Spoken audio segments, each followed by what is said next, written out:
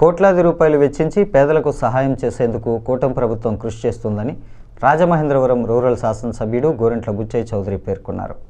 పారదర్శకంగా లబ్ధిదారులకు అందేలా అన్ని చర్యలు తీసుకుంటున్నామన్నారు. స్థానిక గాంధీపురంలో ఉన్న గోరంట్ల కార్యాలయంలో రూరల్ నియోజకవర్గానికి చెందిన 32 మంది లబ్ధిదారులకు 29,07,845 రూపాయల ముఖ్యమంత్రి సహాయ నిధి చెక్కులను పంపిణీ చేశారు.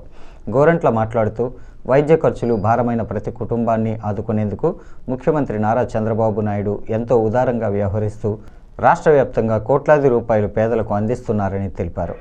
రూరల్ నియోజకవర్గంలో ఇప్పటి వరకు 307 మంది లబ్ధిదారులకు 3,28,78,104 రూపాయలు అందించామన్నారు.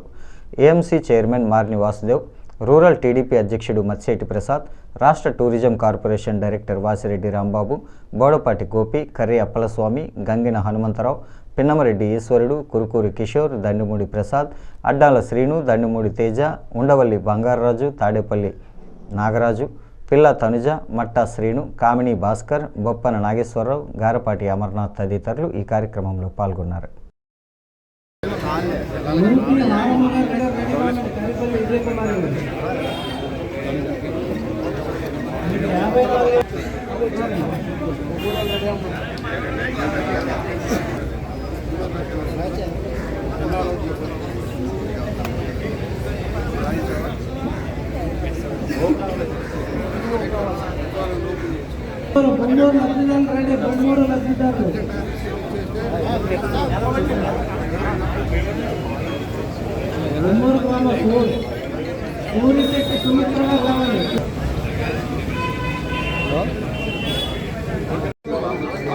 లక్షల మందికి నెల కూడా పెన్షన్ ఇవ్వడం జరుగుతుంది. 24 రకాల పెన్షన్, 4,000, 6,000, 10,000, 4 రకాల పెన్షన్లు 24 లక్షల మందికి జరుగుతుంది.